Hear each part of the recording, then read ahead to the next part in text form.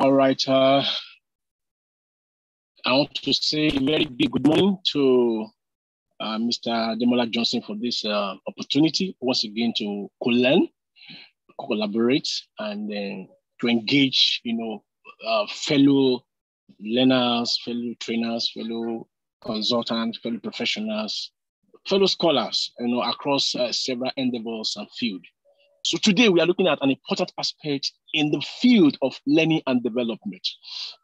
As we have always known, just as we see from the theme of the activity of the OLX, you will see that you did not see training and development. You put learning and development. What that suggests that there are a lot of platforms, elements under learning. So that learning bouquet offers boundaryless and limitless, interventions that you can adopt to facilitate, to aid, to help, and to drive learning. So today we are looking at program facilitation, selection, and profiling. The first question that will come to mind, because it's always important for us to distill sentence or phrasal verbs or prepositional verbs so that we can take them one at a time and begin to interact with them. What is program? What is facilitation or facilitator? Or who is a facilitator? What is selection? How is it profiling? So when you say program, you mean activity. You see, design project, design activity. It has an agenda. It has an objective. It has expectation. It has deliverable. So it's called a program. So it is not an assumption. It's not a sensational activity. It is deliberately planned. In fact, it is designed to achieve specific outcomes. When you say facilitation, we need to also look at that word. It's from the word to facilitate. What does that mean? To empower. Your role is to empower your audience, a team, a group of people. So this activity, as I said, is learner-centered. It's not you-centered. The role of somebody who is not only that is a facilitator. But yes, put together and impart an agenda. I like that. Thank you. So, but one thing that we need to understand, which OLS is bringing out, that facilitation is beyond just training. So it is an activity that helps to empower audience. You help to bring out the best in them. You help to create that consciousness in them that, hey, you can do this thing. They forget. They don't even know. They're not even aware. But when you engage them, you help them to be empowered. You help them to be conscious. You help them to look for solutions in the inside.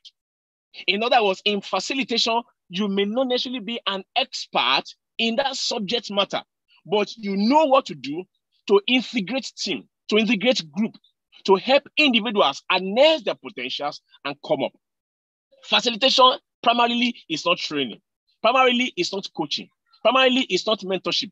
Primarily is not that you are going to transfer knowledge to them. It's not a knowledge transfer. Rather, you help the people to come up and you assist them to gain their own independence by being conscious of, we didn't know that we could do this thing. We didn't know that we can have this done. We didn't know. So you are an expert in facilitating, in bringing together and creating that confederation.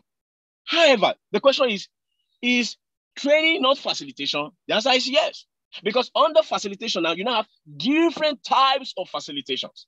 Are you getting me? And one of the things that differentiate both is that as a trainer, you dispose, you transfer, you bring, you disseminate knowledge, you transfer knowledge, you change behavior, you improve skills of the participants. Why in facilitations, that is not what you are doing. You are helping them to gain the momentum of their own recognitions, empowerment, and then they achieve the goals and objectives. But as I mentioned earlier, there are types of facilitations. But as we look at this, we need to understand that why do we need to facilitate? Why do we need interventions? Why do we need support?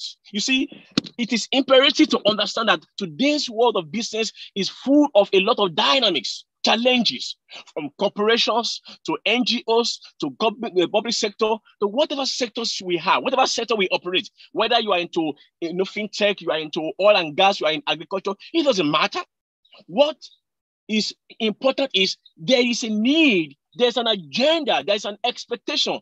There is something we want to achieve as a business entity and as a service provider, as a school, as a corporation, as a bank, as an IT, as whatever, as a consultant. There's always an agenda. There's always an objective. There's something we want to achieve and attain as an existing entity. Now, in achieving this, in driving value to all the various stakeholders, I've mentioned them sometimes ago. So there are quite a number of stakeholders who are interested in your activity, who are interested in your organization, who are interested in your byproducts. And these are investors. They have bring down their money and they want value, they want profit, they want yields, and they want to grow their investment.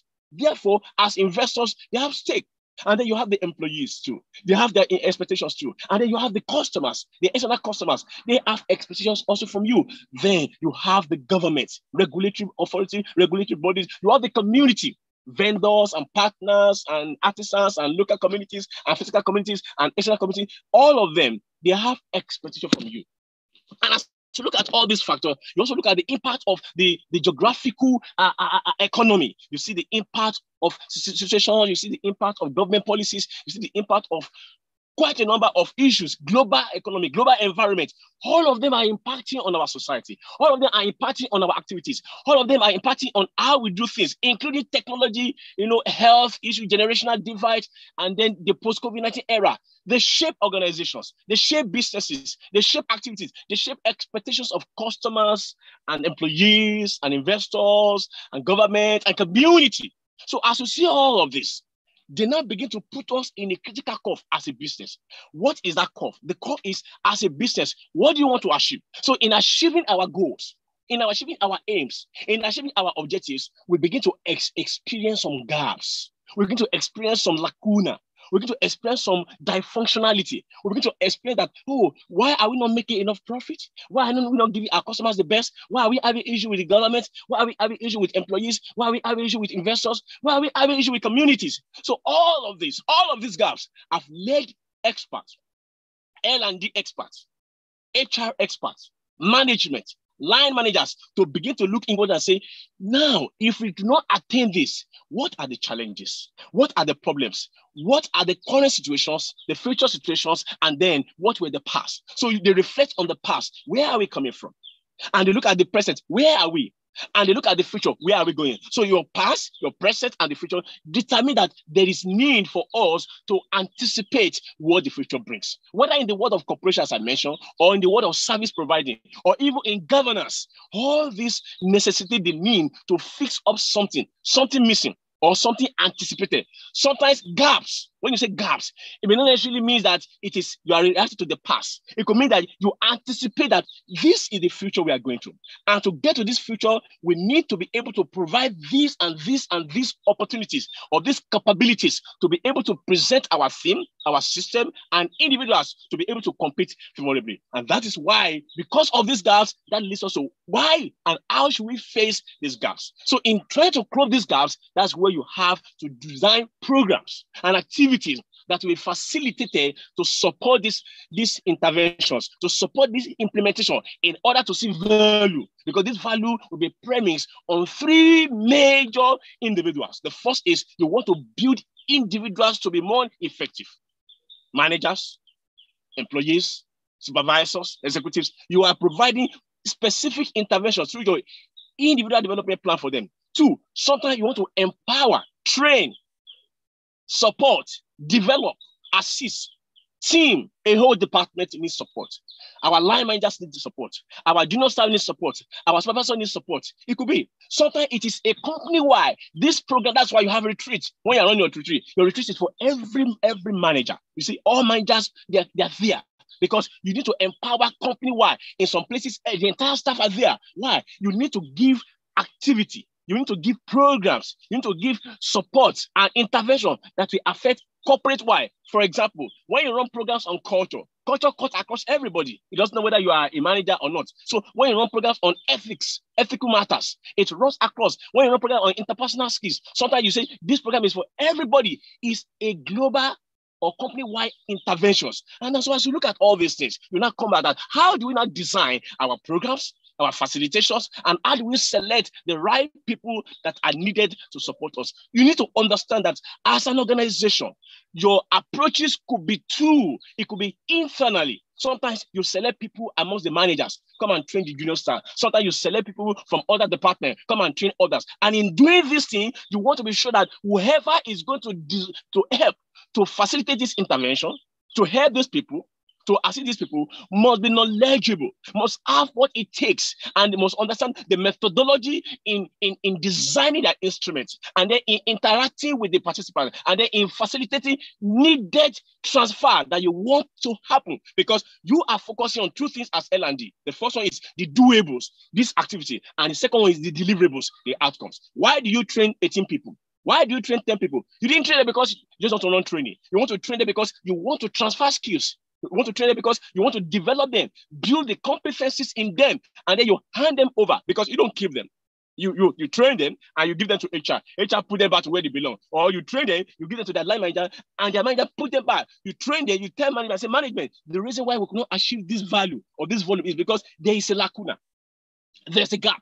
L&D has studied the entire system, and we saw that this is what we found out in customer service. This is what we find out in finance. This is what we find out in HR. This is what we find out in control. We find out this in quality control, in technology. We find out this in production and operations. We find this in marketing. We find this in every other department. And these gaps that we have seen can be solved through internal interventions. I met with the HR director of DHL some time ago, Mrs. Fumi Glover. And she said that there was a time in DHL around 2015 or 16, they shut down every external training and said, no more external training. You know why? They observed that they are spending more than $1 billion on training annually, globally. And they observed that these external trainings are not impacting on our corporate drive. Okay, so after the DHL woman said, DHL had to shut down every external training. And they said, no. Every single person in DHL must be able to recite and repeat and tell you DHL processes from the end to the beginning. So she showed me her own passport, like a passport. And they will say, for her as a person, she must have undergone DHL financial processes, operational financial processes, courier processes, sales processes. So when I met with her, she told me every single process in DHL from the beginning to the end. You know why? That connects her to how you assist the system. And this connection is what is killing many businesses. Because you call somebody now, okay, you join a business. I met somebody, apologies, and she wanted to draw some plan for the organization. She's the HR person. So I asked her, I said, do you understand what your company do? He said, it's like, I think I have an idea. I said, which idea? If you don't understand your business, how do you support the business? If you don't understand the activity, how do you support the business? If you don't understand what they do, the processes in the inside, if you don't understand the activity in the inside, if you don't understand from point A to point B, what then is your intervention? She has no understanding about the business processes. So every business leader, every L&D person must be able to decipher and then carry out constructive, surgery of the business, of the department, so that they can have a full scope of what interventions are required to drive, to support, to strengthen, to help the system. So that was what DHL did. And they now resorted into internal training first. Then they cannot go back to external training. So you also as L&D, you can look at the system and say, where are the gaps? And then where are the issues? So that you can draw internal mechanisms, internal interventions that can help to build and so that every single person can explain your system. Not that you will call somebody, he doesn't even know your vision. He doesn't even know your culture. If you ask about your cover, you say, I don't know, I'm new. You are asking about how does your HR run? You say, I'm not in HR. How does your finance run? He doesn't even know the prayer for hire you. He doesn't even know your logo. He doesn't even know your color. If you ask him what our product, say, I'm not in sales. So these are the issues. So by the time you deploy intervention, he's not able to apply. He's not able to use it because he does not know your system. And when he wants to apply it, it's applied wrongly because he needs to be overwhelmed with the system approach, system understanding, system dynamic, system methodology, and how his activity in his department connect and flow with the organization's direction. So you now select in the inside who can do what, and that can be whether it's going to be physical training or virtual training, it doesn't matter. But what does matter is that you are able to understand whether this person understands what we are looking for, the gap, and how it's good to deploy. We will see further what are the metrics we should check. Or it could be excellent. You want to bring in somebody for a program. As you say, it's a program. It may not be a 2-day program. It can be 6 months, for example. Some of the clients we work with, we have been there for the past 2 years. So we are not doing training every day. We are facilitating. We are assisting them to get the best value out of them. In fact, yesterday, one of my clients clocked 10. I have been there since 2018. So I am not a trainer on that line. I'm not an expert in tech, but I facilitate. I help to bring them together so that we can drive revenue, we can drive performance, we can drive empowerment, we can help people. So as you look at it on the outside too, you need to do training, you need to do coaching, you need to do mentorship, you need to do intervention. As you go down, you are going to see different types of interventions we can adopt. Your role is to profile who is the right person for this. You don't pick the person because it's popular on LinkedIn. No. You don't pick it because, okay, you have had him speak before. No. You don't pick it because everybody say he's the best guy in town. No. You are going to take care of critical elements in evaluation, in determining the need analysis and then who is right. And that will take us to the next slide so that we can see what should we do after we have identified that a facilitator can come from the inside, can come among the staff, among the managers, or can come from anywhere. You must understand something, that there's a flow of your facilitation impact. Because the flow of this facilitation impact, we have to operate these 3 tiers. Number 1, in the inside, in the vortex, in the center, and the focus is participants. Why is participant critical? Because participant is a subject of the conversation. Participant is a subject of the intervention. The essence of drawing and bringing up the intervention is to consolidate, is to support, is to help the participant to move from a particular region to a higher region. Of course, you have seen that in the gap. This gap, as I said, could be a product of past activities. This man is a marketing manager, and you have studied his performances. And from the HR department, you have been informed that this man has poor negotiation skills. That's why he's not able to close deal. Or you have been told by the management that this guy has poor geographical network. He doesn't understand the role. Or you have been told that this guy has poor interpersonal relationship. He does not know how to interact with customers. He does not follow up on customers. He does not call customers. So after getting these gaps, you analyze, you interpret, and you classify. And see, having understood, having studied, having reviewed this subject, I think this guy needs intervention in the following area. And that informs how you come in and how you assist and how you design appropriate and relevant intervention that will now support him. So participant is key. Sometimes the participant may not be individual. It could be a team. How do you support a whole department? MD has briefed you that they are not getting value from the account department and that everything that they're doing is out of order. And you say, okay, sir, let me intervene. Let me study. Let me evaluate. What is the problem with account department? And you find that, oh, they don't understand current regulatory practice, current financial practice, current international financial reporting standard. You say, okay, these are the gaps. So we need to train our entire account. Or they don't even know how to use computer. They don't even know how to use digital or data management. They don't know how to use all the big data management. And you say, okay, this participant needs support. So that is why you have to check. Sometimes this participant is not even a team, it's the entire system. Our managers are poor in communication. Our managers are poor in approach. Our managers are not thinking like CEO. So you see, I say, we want to train all our managers. And sometimes you say, no, our culture is weak. We can observe a very free culture.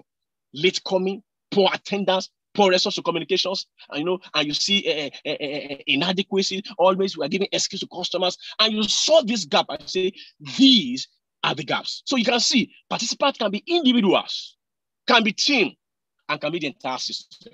So they are critical in facilitation. Then the next thing is this instruction material and the delivery methodology of who is going to come to facilitate is also important. Because we have to understand, after we have dissected, after we have analyzed, after we have diagnosed, and we have seen that this is the exact gaps we have, and then this is the right interventions, then we must be able to describe to the facilitator what we are looking for. And that's why many people fail. They'll just say, okay, can you train us on supervisory? You say, yes, I can train you. I've done it before. The next day that the guy comes and he starts training you. Training on what? The guy will come. The first thing I'm going to ask is that, who am I training? I'm not even interested in their name. Can you tell me which department they belong? Okay, it belongs to account. Why? Just give me just one issue. Why does he need this training? Because when I am talking, I want to mention names. And I want to relate what I'm saying with what is happening. So if you ask me to come and do supervisory training, I have more than 100 slides because I have to customize it to meet the specification of that company. Your company is not the other company. Your industry is not the same. The peculiarity of your system is not the same. So for a trainer or for a facilitator, if he does not try to make a quick research about your company, he will only be blowing grammar. He will only be impressing you. You are not looking for Mr. Impressor. You're not looking for a motivator. You are looking for somebody who will dissect his challenge, his problem. So based on that, it's mafia. I had to cancel a particular facilitator for a particular program I had. I called him that, okay, you are going to join me in this training in 2 weeks' time. And he did. And when he sent me the slide, and I look at the slide, I said, sir, I'm sorry, I will have to disappoint you. He had arrived Lagos. I have to pay him back. I said, yeah, I will pay you, but you can't do this training. We're not fighting. You cannot facilitate for me because this slide does not speak to what I need and the brief. 2, this slide is not interactive. This slide is just black and white, black and white, black and white. No images, no logo, no interactive, nothing. I can't use this. I'm sorry. And if bad, I say, I'm sorry. So you must be sure that whoever is going to come and train will not just go to the internet and download. I don't download. So if you go to the internet, you're going to see all these things because I designed them myself. I didn't go and download it from any internet or copy it from somebody. So you have to be very sure that the person is giving you the right material that speaks to the need of the participant and that they can relate with it. If he is bringing US slide to train in Nigeria, they will struggle because this is not US. If he's bringing a British Council approach to come and train in an oil and gas, they will struggle because it's not NGO. If he's bringing an approach that is meant for 70 years old retirees to come and train Gen Z, it's not going to work because it's going to miss the gap. And then the facilitation itself. So the person who is coming to facilitate, what does he know about you? Does he understand your system, your industry? You cannot train a company if you don't go and see their vision. Anybody who comes to train your place without understanding your vision, your mission, your value is going to be speaking generically. It's not speaking practically, and it's not speaking specifically because it needs to go check. Just 2 minutes, check their vision, check their mission, check their value, look at their industry, their sector, so that whatever you are dishing out is in alignment. They can relate with it. They can customize it to their local environment. Don't use what is happening in New York to relate with them here. This is not New York. This is Lagos. So if you are bringing New York, they cannot relate with it because they have different culture, environment, needs, and challenges. So your facilitation or your facilitator must understand this brief about the gap. Not only that, your facilitator must be able to relate with the audience. As we go to the next slide, we'll see further. Why do we have to check the impact of facilitation? Now, you must understand, as I said, that your business, whether it's profit-making, NGO, consulting, school, or whatever it is, there are agendas. Management has expectations. Number 1, you want to keep promises to your investors. You know, they are the owner of the business. The CEO wants to be happy. Investors want to be happy. You can see what is happening in Transcorp. That is how investors behave. So they want to be happy. These guys need their money and they will put their money where there's growth. So as a business leader, as an L&D person, you must always have at the back of your mind that, okay, I need to keep promises to our investors by delivering what? Consistent. Not once in a while, not once in a month, not once in blue moon, but consistent, unpredictable earnings. They want to make money. Any activity, any L&D intervention that does not support in the end financial business growth, sir, we are playing. Because the essence of training this guy is so that I can perform well. Why do we train this HR? So that I can be more effective in people management. Why do we train sales guy? So that I can sell more money. Why do we train the IT guy? So that it can give us more technology driven. Why do we train our accountants? So that we don't have issue with regulatory bodies. And then we can have some financial management system. And then growth. We want to articulate our primary growth strategy. Customer intimacy. Yes. Why are we training me? Why are you training us? So that we can have intimacy with our customer. Product innovations. We want to be bringing out new products. You can see what happened to Google. Google thought, oh, we are the almighty. We have all of it. Suddenly, surprisingly, Microsoft came out. You can see what Microsoft did. They didn't know. That is it. Product innovations. Did you see what happened to Tesla? Tesla came out newly, innovatively, and said, okay, all these vehicles you are selling, I'm not selling vehicle. I'm selling software. I'm selling computer. Your car is a computer because as long as you use that computer, you must buy from me. That is it. Innovation. You want to train people who can be innovative and thinking and bringing solution. You want to expand geographically, whether physically. I was telling some people, I say, don't let anybody deceive you about robots will take over your job. Robot is not taking anybody's job. The robot is doing his job. So it is you that you should not do robot's job, because if you do robot's job, robot will remove you. Now, do you know that Microsoft, Tesla, Google, Facebook, they have recruited more than 300% in the last 2-3 years, and they only fire just less than 25%. So where are the remaining people? Do you know that LinkedIn has grown its membership, staffing, by more than 250% in the last just 1.5 years alone? Why can't they put robots there? So it tells that everybody wants to go expansionally. So you could see that is why you insist as L&D, you are checking this parameter. Are we growing? Are we making money? Are we making customers happy? Are we improving? Are we driving value? And then our core competence. If you're an accountant, account well. If you're a customer service well. If you're a manager, manage well. If you're a supervisor, supervise well. So you want to see, are we growing organically in our core areas with claim competencies as individuals? And now capabilities, our totality as a system, as a corporation, as an organization. So when you see that the need for L&D intervention is premised on why facilitation must impact on the organization as a whole. Next slide, please. Now, next slide. Now, why do audience? Permit me to use the word audience here, okay? Permit me. I use audience because let's say we are talking to different approaches. You want to adopt different approaches. So when I say audience, I mean participants, I mean your mentee, I mean your coachee, I mean your students. So call them any name. Why do we need to understand them? You see, if you are going to facilitate or you're bringing somebody to facilitate for your organization, that is a defined target. But if, for example, this program now is not a defined target, it's for everybody in L&D, irrespective of the organization. But if you are targeting a geographical organization, this program is for MTN. You already understand that this is a telecom. And then for the trainer, he must not just pick a training material he used for a poultry to come and train telecoms. It will fail. What the person needs to do is to have a summary of the audience. Who are these people who are coming? Are they managers? Yes. Which managers? Are they technical managers? Are they soft skill managers? Okay, these are engineers. These are back-end engineers. Okay. So it helps you to understand. So can I understand the gender mix?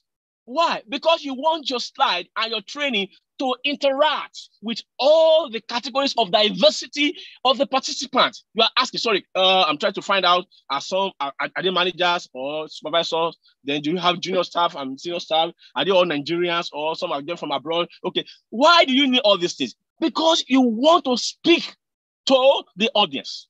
You are not there to entertain the audience. You want to speak. You'll be speaking like a prophet because you have already diagnosed them. And you are speaking. And they say, okay, how do you know my name? How do you know that I'm here? Because you have taken time. When we take time to prepare for facilitation, I tell you that we have quality deliverables. But when we don't take care, when we don't take time, we have poorly executed. They can clap for us. They can shout. They can be happy. They can like our eloquence.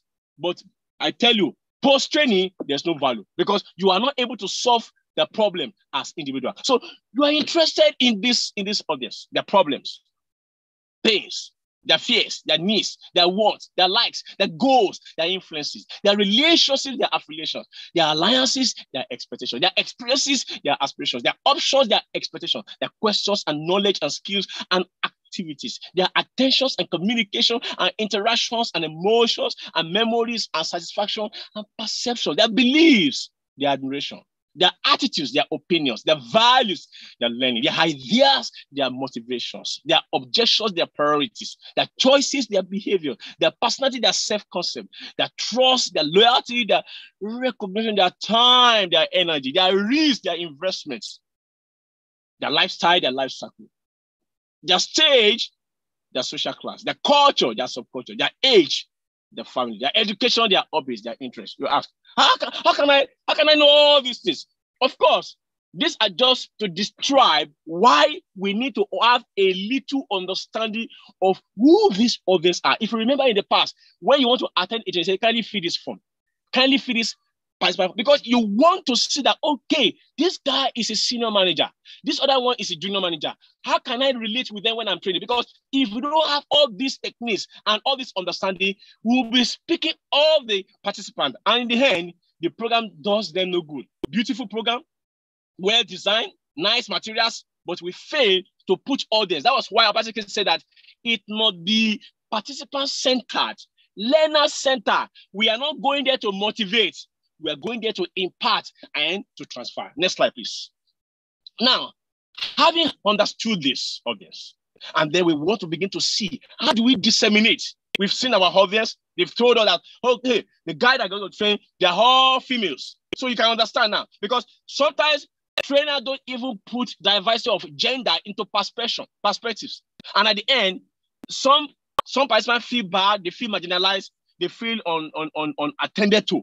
Because of that, we need to look at all these variables in determining who is going to handle what and what are the things to watch out for. Now, we've seen that a business has interest. A business has objective. It wants to meet the needs of the investors and the customers and the employees. It wants to develop competencies. It wants to develop capabilities so that they can stand out in the market. And then we have seen that also imparts on the audience cacophonies, on the audience attributes, credentials, and demographic. Then, how do we make sure that the facilitation is flowing in reasonable, in accessible, in relatable, and in meaningful guidelines? Now, gap analysis. Now, I have heard people saying, I don't need to study the gap. They've just said that they need training for supervisor.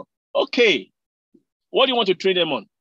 We copy from the internet, we collect from a friend, we use the old slides, and then we start talking generically. This training is not an open training. This is an implant training. So when you come across implant training, it is important for you to understand that this training, we have to understand the gap, even if it is individual. For example, now, you can't attend any training in LBS. You can't attend any training in London Business School without, they will profile you. They want to be sure that, hey, you can solve that problem. Hey, you can meet their needs. Hey, you are the candidate that is meant for this program, and this program is meant for you. And then, you know what they do? They customize their programs and their agendas and their materials when they observe that a particular or large number of particular participants are from a particular area, because they want to ensure that they're able to meet your needs and support you effectively. The same way too, when you are to train an organization, you have to find out the gap. Sir, why do you want to train these supervisors? Okay, they are not able to manage their team very well. Can you give an example? Say, for example, when they give their team tasks to do and they don't do it, nothing happens. Okay, you note it down. Any other thing again, you ask. Okay, how long have they been with you? Okay, John is been here for 5 years. Tinu is 3 years. You take all those things, those data, and then look at the gap. Then as you look at the gap, that is in the forefront of your dissemination. So as you are training them, that gap is what is helping you. So you'll be speaking like a prophet. For example, now you give your staff a task and you didn't follow up. You say, this is me. This man is talking about me. Okay, what can I do? That is our training.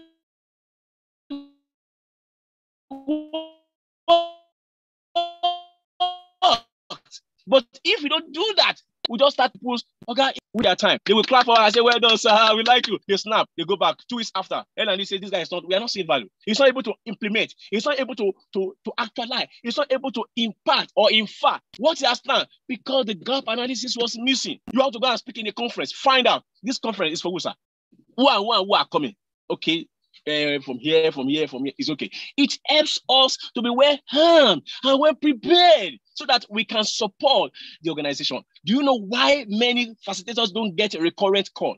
Do you know why some companies don't use some facilitator again and again? Because they say this guy is coming to repeat the same thing every time. Because it doesn't take time to study them, to reflect on the gap. The next thing is you have to look at the participant identification. Identify who are these participants. Try to find out about their age. Try to find out about their gender. Try to find out about how long they have been with them. Try to find out what are their challenges. Try to find out the roles they occupy. Try to find out the profession they belong. You need to find out specific intervention that will work for specific people. Specific intervention that will work for specific people. All intervention don't work for everybody. Then you have to look at the method of your delivery. Your method of delivery. How do you want to deliver? Are you doing physical delivery? Are you doing online delivery? Are you doing coaching? Are you doing mentorship? Are you doing webinar? Is it a training? Is it a workshop? Do you have practical sessions? How do you want to engage them? Do you want to give them a task? Or do you want to do peer-to-peer review? I say, okay, you and you handle this task. Or it's a scenario. Or it's a case study. You should determine the method of interventions you want to deploy. Talking is not training. Motivation is not training. As experts in L&D, we must be able to remove those who are mere motivator from those who can transfer knowledge and skills and help people. And you can know that when you are having program more than 1 or 2 days, you should be able to design in such a way that the trainer, we should be able to have a good instructional design that helps to interface with participants. Not that you are training and they are fiddling with their phones. You are training and they are talking and they are sleeping. And you are not even aware as a trainer. And you are just talking and say, what is my own business? They know it or they don't know it, or I don't care. I want my money. They will not call you next time because you are only interested in the money. You are not interested in the people. You are not interested in value. You are not asking them questions. Yesterday we studied about this and this and this and that. Can you give impact? Can you give an assignment? Can you give assessment? Can you give us what you have learned and what you have done between yesterday and today? Can you share knowledge together? That is what you need to do. Our training or intervention methodology is important on how we deploy them. And then who will deploy this intervention? Who is this guy that we are bringing? What does it know about us? What does it know? Like, I think, was it she said it? Yes. Subject matter. When you talk about subject matter, for example, I am not an accountant. I can't train an accountant on accounting because that is not my core. So don't bring somebody because the guy is good and you think he's jack of all. He cannot be jack of all. When you are talking about subject matter training, you bring experts in that field to train them. This is not soft skill. You want to train on project management. I am not a project expert. Call a project expert. But some trainer will say, I can do all training. That's not true. Anybody that tells that one is a liar and is lying. All he does is to go and download manuals and study the manuals and start telling the people he is talking from theory. He is not being practical. Don't do that. So as L&D expert, be sure you profile this guy and then what are the expected outcomes? Discuss it. Let the person know that this training, we need to discuss what do we want to achieve. Let him know that we want to achieve the following so that he can stay within the scope and within the viscosity of your expectation. And then measure deliverables. Be looking at the way he's talking. Be looking at the way he's dishing out. Be looking at his style. Be looking at his engagement. Is he monolithic? Is he dominant? Is he the only one talking and talking and talking? Is he carrying the others along? Is he distracted? Is he going and coming? Every time he's coming out, I want to answer phone call. Then they are calling me and I'm coming. Or he's skipping time. He won't come early. He won't come on time. And then he will even leave before the time. You need to measure deliverables. Look at the deliverable very well. Are they supporting our agenda? It's not just about money. So when you see people coming to come and collect money, ensure that, no, this is not what we are looking for. Then you reflect on the impact. Ask the participant, are you getting value? Say yes. Can you tell me? Don't just say yes or no. Can you tell me in what way is it impacting? So if you look at this flow in facilitation value proposition, then what should be the next line of action? Next slide. Now, we have mentioned earlier that it encompasses individuals, it encompasses theme, and it encompasses the system. L&D are held accountable now for business performance. You say, why? How? They say, L&D, you train them. So if this is what you give them, that's what they give you. What you feed them is what they bring out. Your input is your output. So L&D can no longer say, no, I'm not the one. You can no longer be exonerated from the business performance because it's going to move from individuals to team and to the company wide. Now, have you understood this flow? We have seen the system, and we have seen the needs, and we have seen the categories of audience peculiarities, and we have seen how we need to check the flow of facilitation. We have seen the categories from individuals to theme to company-wide or corporate-wide. what should be our next line of action in ensuring that facilitation support the overall individual's theme and business performance. Next slide, sir.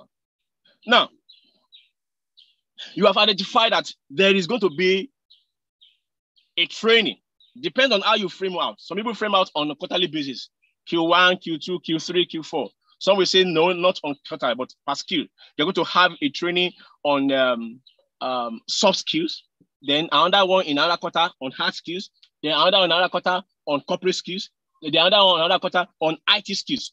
Depend on how you frame your intervention. Some will say, okay, in Q1, you have to read a book. In Q2, you have to attend a coaching session. In Q3, you have to achieve a webinar. In Q4, you have to attend your professional membership. Whichever way you frame out your approach,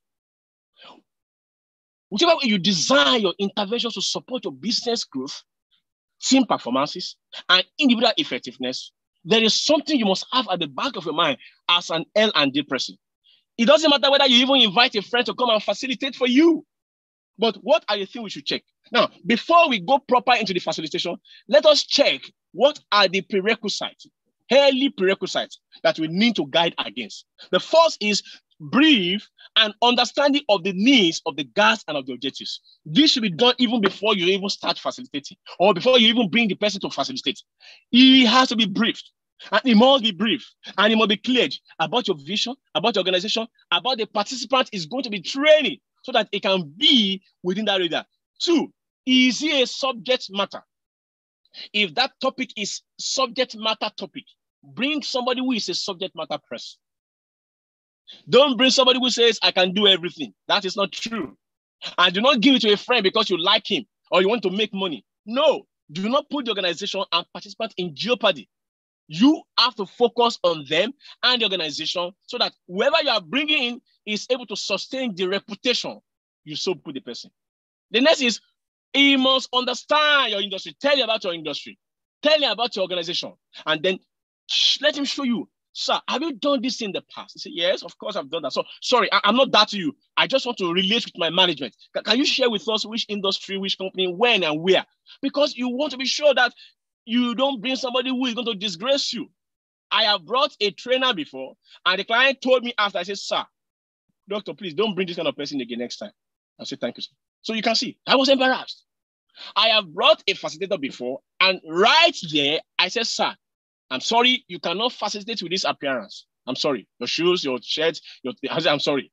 So I had to give him money. He went to the market to go and buy a suit and came back and then to facilitate. So you have to understand this reality because your name is at stake here. So share with me what you have done in the past. Share with me. There was a recent training that happened and I couldn't make it, so I asked somebody to go and facilitate for me. And the client called me. He says, I'm sorry, doc. The guy who you gave us is just giving us rubbish. Please, can you come and take over again? Wow. I had to come back and take over. I was in another program. I had to hold the program and then take over and facilitate. Because, so when you see people with big profile, don't be carried away. You say he has PhD, MMS, DBS, CIPD, CIPM. That shouldn't carry you away, sir. You can have all these things and not able to add value to your participant. Look at this and check this thing. Validate it. Have your checklist and cross-check. Can this guy give me, can you send me your past YouTube? Can you send me your past recording? Can I watch? Can I listen to it? Because you can't afford to bring in somebody that will disgrace you and embarrass you. So the next thing we need to check is the quality of the material. For me as a person, I will check the quality of every material my consultant will use. I will check it. I will check it. I will take time. It does not matter how many hours it takes me. I will check your slide. I will check the logo. If your slide does not have logo, I will throw it away because it must have a logo. Otherwise, it means you are seeing a car without a brand. So what is it? Your laptop. Check your laptop. Check your phone. There's a brand on it. So if you give me a slide and there's no logo, then it's not your own. So the same way too, we check all these variables. As we bring in people, check the slide. Look at it. Are these slides downloaded from Wikipedia? Are they downloaded from somebody else? Is it just copy and paste? Check it very well. If you observe copy and paste, return to that person and say, okay, I'm sorry, I can't use this one. This does not relate to our environment. It does not relate to our needs. Please, can you do the one that relates to our needs based on the brief? That's why you have to take a brief and you have to give a brief. Because if you fail, you fail. So that then we have to clarify the audience and their characteristics. Why do you have to say that? Sometimes you have audience who feed with phone. You will tell them, sir, please look at this guy very well. Make sure you monitor him. He can feed with phone. This other guy is always taking excuses. Please make sure. And this one, don't allow him to come late. This one, he can finish it with questions if you don't regulate him. You need to have this understanding because you want to create an atmosphere that is engaging and participatory and meaningful and interactive and is supporting the audience. And then agree on the delivery methodology. Is it virtual? Is it physical? Is it a training? Is it a coaching? Is it facilitation? Is it proper training? Am I dealing with young or middle age or senior managers? So because all these people, am I dealing exclusively with male or female? Am I dealing with mixed gender? Because all of this impact on the delivery system. So when all these briefs have been clarified, and not including letting the facilitator knows if you have preference for appearance, please say it and say, sir, we do not prefer native. Sorry. We do not prefer English. Sorry. We do not prefer casual. Speak specifically, outline all these variables so that we can help our people to support impactful facilitation. And then after this pre, let's go to the real facilitation itself. So what should you check out for as far as the guy marks the podium? He takes over. And then you sign on the contract. You say, okay, go ahead. Train it for 2 weeks, for 1 week, for 1 day, for 3 days. What should you watch out for? Next slide, sir. Now, if you have a trainer who is coming late, send him away. Okay, well, you can accept 1 day, the first day, yes, it's possible, maybe it's coming, but if you see him coming late the second time, send him away. If he does not value time, you can't come and teach people what you don't do. Because one of the things we have to understand that it is very easy to go on LinkedIn and say nice things. It's very easy to write. In fact, it's easy to train than to implement. That's why it is not as easy as people think if you want to measure the impact. So if somebody says attendance and punctuality and is coming late, what do you want to tell people? You can't tell them anything. And he's coming to the training and he's poorly dressed. You see his shoe is dusty and his hair is not well combed and you can see the way he's looking and there's so body odor. You say, excuse me, sir, please, can you go and adjust yourself? Because you need to stand for something. You can't bring any Tom and Dick and Harry to come and train your people. If he's going to give something, then he should show it. If he's going to offer something, he should demonstrate it. If he's going to give loyalty and professionalism and culture, then he must be the first guy to demonstrate it because talk is cheap. So attendance and punctuality. A trainer should not come late. Discuss it and let him know, sir, please do not come late. Do not come late. Let him know because it's very key. If you don't do that, every Tom, Dick and Harry is now a trainer.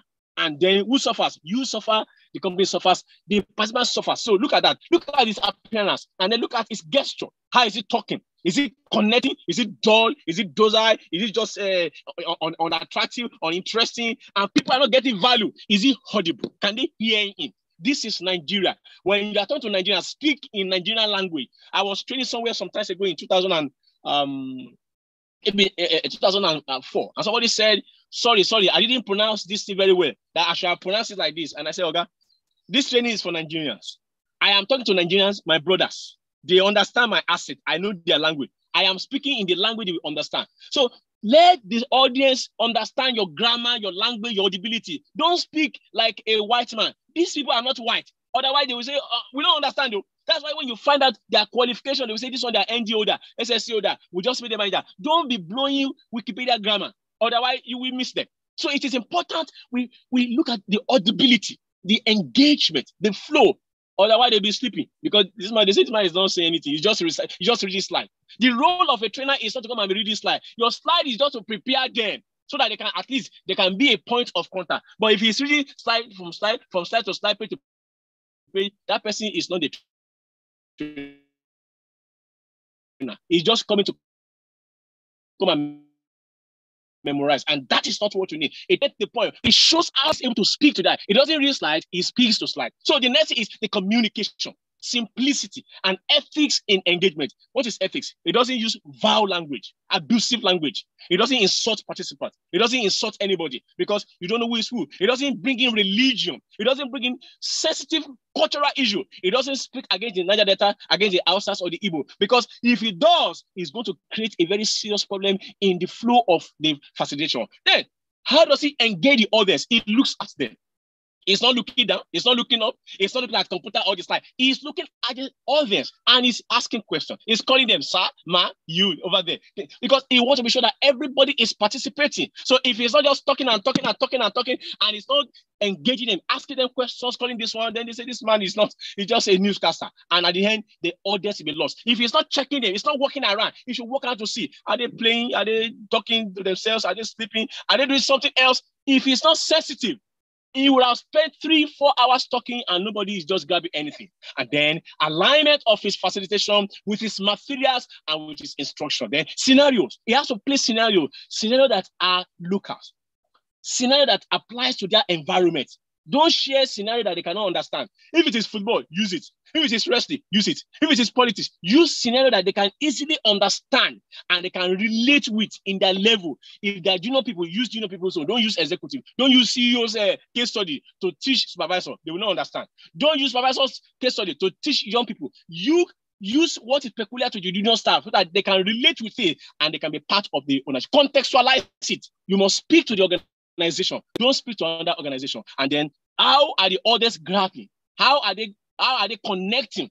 How are they able to use it and apply it? That's why I say, okay, you work in what department? You say, I work in engineering. Okay, can you tell us how do you handle this in engineering? You want it to take it from the classroom to the field. Now, what happened after this facilitation? The first one is to pre. The second is now on the facilitation, and then what happened post-facilitation. Let's see what happened in post-facilitation to see how the impact works. Now, you ask the audience, and you ask them, the quality of the manual given to us, how is it? Is it applicable?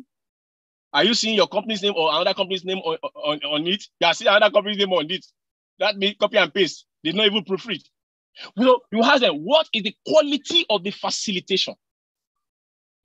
What is the communication and engagement? I'm not saying grammar, but interface, interactions, the time management. Does it come early? Does it come late? Does it leave before the class? What are the scenarios, case studies, group sessions, peer-to-peer review done, and how do they impact you? Ethical. Maybe after the training, he's trying to toast a lady there. Or he's trying to talk to his tribe man there. And then he's not focusing on the core mission. Or he's even asking, how can I become a staff here? How can I have someone who is looking for a job? You invite to come and train. The next he starts talking about job. So you look at all those ethics, manners. Is he asking for money? You have not even finished. He's asking, can you give me advance? Can you give me this one? Can your staff drop me at the gate? Manners. The way he lives, the way he carries himself, self-management, his appearances, his comportment. Is he just talking and talking anyhow? Is he talking with courtesy, with maturity, with confidence? Or he's talking like someone who is loose, unconscious, ill-mannered, and then connecting the world of reality? Why is it real? Because when you read something, bring it home, domesticate it. Don't talk about Google too much. They will say, yeah, we don't know Google. We are not in Google. This is Nigeria. Can't you use Tony Elumelu, Dangote, Jimovia, Inosi? Use the people they can understand, and then they'll be able to give you value. As we bring it to a very close, it is important to understand that today, L&D is not just a department. L&D is a profession.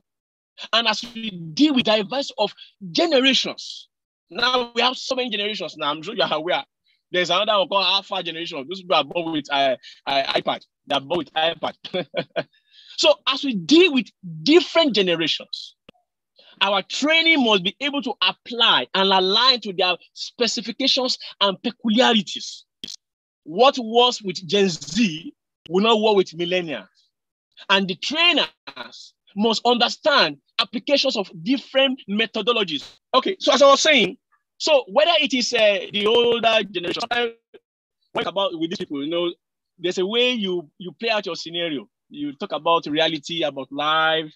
You ask them to share experiences. Oh, when I was in Share in 1972 to 1994, so you see, the way you talk to them is different. When you now come to the silent generation or the baby boomers, who are almost, you find them so much, there are many in government, or in bigger corporations. You don't find them in all these small startups. The way you train them is different. When you now come to Gen Z, Gen X, it's getting better too, although they are also almost retiring. And then the one that you find most executives now are millennials. So what do we now do now? So as we look at all these generations, whether millennials or Gen Z or this one, the training approaches are not the same. We have to use different approaches to train them. So what are the types of interventions? And how can we use them? I will speak briefly because I know that my time is fast spent. So let's see some of these interventions quickly. Now, principally, there are three categories we put interventions. We have the conventionals, we have the contemporaries, and then we have the futuristic. May I tell you that even the one we call futuristic is no longer futuristic because it's now happening now. So let's look at these conventional trainings or interventions. I call them interventions. Learning intervention is better so that we don't say training. So let's see, what are these conventional interventions? As I mentioned, we have conventional, contemporary, and futuristic. Well, even the futuristic is no longer future because it's now. It's now applicable. So let's see the conventional side. So if you say conventional, these are the regular ones. Reading books. We must read. We study the life of global CEOs. And we find out that these CEOs, they are heavy readers. They always place books by their bedside. Tesla guy, that's my uncle, Elon Musk. Jack Ma,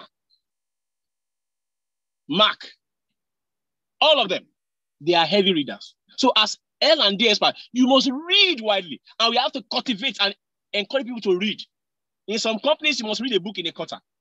So that is part of interventions. Another one is you can have instructor-led classroom training. Why do you need an instructor? So that it can be putting you through. Then we have on-the-job training too. On the job, that has to do with what you do. We have seminars, conferences. Do you know why we have to go for seminars? We share ideas across boundaries. People of different industries, captains of industries, leaders, global. So they come together and then they reflect on the subject matters. Sometimes the conferences is not about you, but about what is happening globally and how you can infer and relate it to yourself. Those exposure helps to shape us as Indians. So let's say the contemporaries one. So for the contemporaries one, which we are all aware of, and which we are also seeing on a day-to-day basis, okay. So these are experiential learning training sessions. As I mentioned, this is not motivation. This is talking from experience. You've been there. You've done it before. You've had it before. It happened to you before. And you come and share that experience. Not that I download or I read a book and I start copying like somebody. No. Then you can see we are now in the e-learning modules, learning management system, where you don't have to necessarily attend training physically. And then there are IDPs, individual development plans.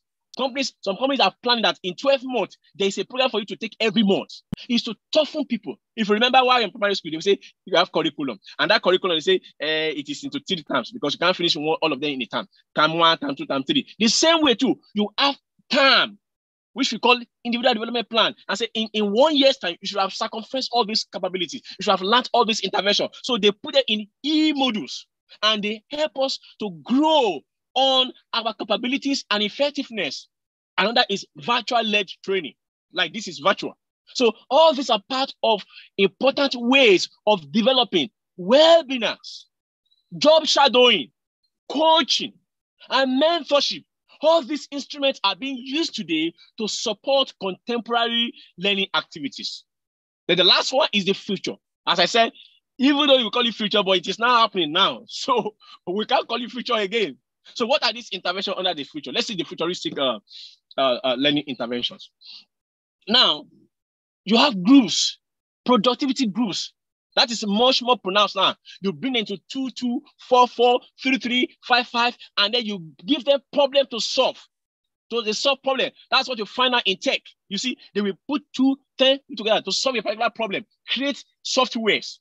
group, group studies, group productivities, and then you have blogs where people articulate based on experience, based on challenges, based on what is happening. Then you have online forums. OLX is a forum. You can see all those posting. So as you read them, we are growing, we are developing. You see collaborative workspace and zones. You bring your own, I bring my own, we come together and we form a very strong, formidable platform. And you have the peer learning review. Why do we use peer learning review? You are an accountant, I'm an accountant. Okay, three of you work together, and then I give you my own strength on cost accounting. You give me your own on my accounting. She gives me my own on treasury. You see, we become synergistic and become strong, and we have a reflective thinking target where we are looking at the past. Some companies, they look at the past and they say, no, this cannot work again. And that's what Microsoft did. No, we can beat Google, and they came with ChatGPT. That's what they are doing. They are reflective thinking targets. They are looking at the past and study the moment, and then they predict the future. And then you have the body pack, you see, and then you have the learning by games, using games to drive innovations, intuitiveness, intellectualism, thinking, reasoning, innovations. And then you have learning by co-creation. Why? You see, we are inventing. The world is getting reinvented day by day, day by day. How do we bring it to reality? Because we reinvent the world. We recreate the world. We look at things, we look at incidents, we look at happenings, and we design. For example, what OLS is doing, that they are recreating, is recreating and co-creating and say, why don't you have this? So these are a function of events, time, circumstances, happenings, observation. I say, if this is happening, what then should we do? So as you look at the world of learning, and as we bring this class to a close, we must understand, as we said, that facilitation is critical. But for it to succeed, there must be agenda.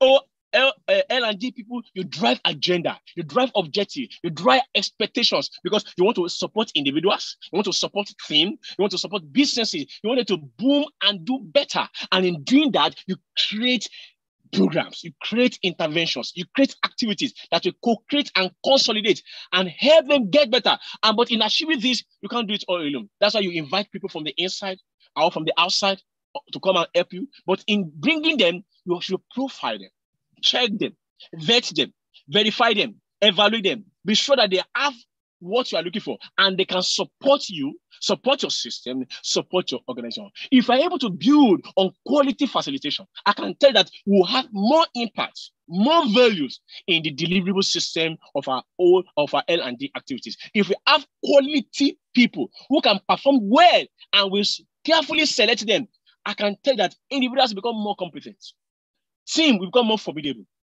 and businesses will become more viable. Thank you so much.